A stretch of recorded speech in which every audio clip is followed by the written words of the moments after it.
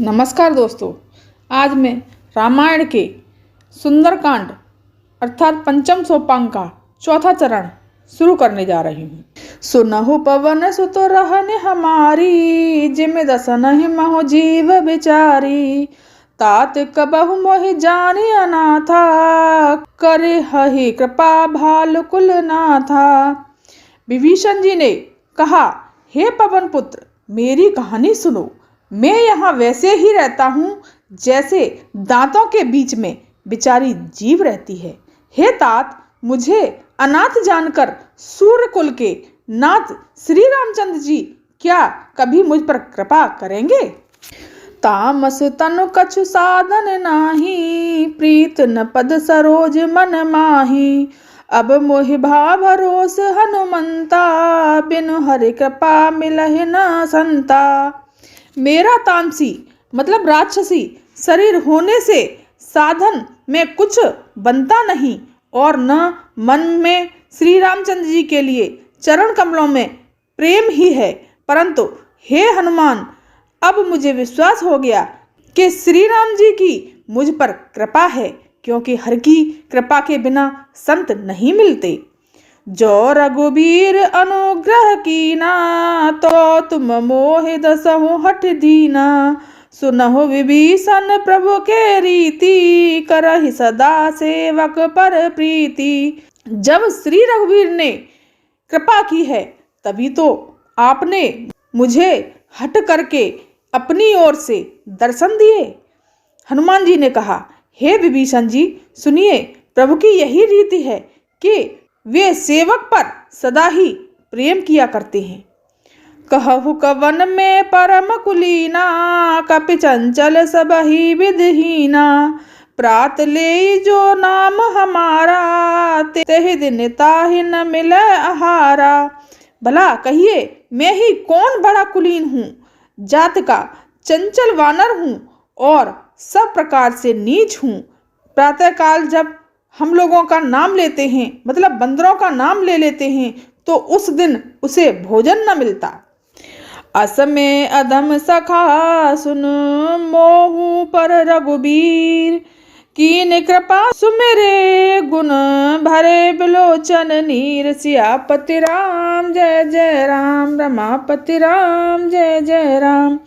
हे सखा, सुनिए, मैं ऐसा अधम हूँ, पर श्री रामचंद्र जी ने तो मुझ पर भी कृपा की है। भगवान के गुणों का स्मरण करके हनुमान जी के दोनों नेत्रों में प्रेम अश्रुओं का जल भर आया। जात हूँ अस स्वामी बिसारी, फिर हित काहे न होए दुखारी। एह विधि कहत राम गुण ग्रामा, पावा अनिवार्य विश्रामा। जो जानते हुए भी ऐसे स्वामी श्री रघुनाथ जी को भुलाकर विषयों के पीछे भटकते फिरते हैं, वे दुखी क्यों न हों। इस प्रकार श्री राम जी के गुण समूहों को कहते हुए उन्होंने निर्वचनीय परम शांति प्राप्त की। पुण्य सब कथा विभीषण कही, जहि विधि जनक सुता तह रही। तब हनुमंत कहा सुन भ्राता, देखी चहु जानकी माता। फिर विभीषण जी ने श्री जानकी जी जिस प्रकार वहां लंका में रहती थीं, वह सब कहा। तब हनुमान जी ने कहा, हे भाई सुनो, मैं जानकी माता को देखना चाहता हूँ। जुगत विभीषण सकल सुनाई, चले पवन सुत विदा कराई। कर सोई रूप गयो पुन तहवा, बन अशोक सीता रह जहवा। विभीषण जी ने माता के दर्शन की सब युक्तियां उपाय कह सुनाई। तब हनुमान जी विदा लेकर चले।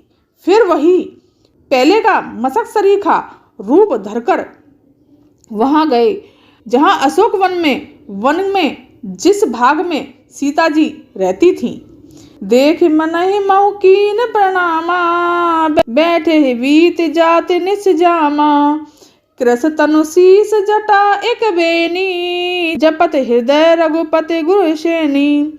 सीता जी को देखकर हनुमान जी ने उन्हें मन ही मन प्रणाम किया। उन्हें बैठे ही बैठे रात्र के चारों पहर बीत जाते हैं, शरीर दुबला हो गया है, सिर पर जटाओं की एक वेणी मतलब लट है। हृदय में श्री रघुनाथ जी के गुण समूह का जाप स्मरण करती रहती हैं। निज पद नयन दिए मन राम पद कमल लीन, परम दुखी भा पवन सुत देख जानकी दीन, सियापति राम जय जय राम। श्री जानकी जी नेत्रों को अपने चरणों में लगाए हुए हैं, नीचे की ओर देख रही हैं और मन में श्री रामचंद्र जी के चरण कमलों में लीन हैं।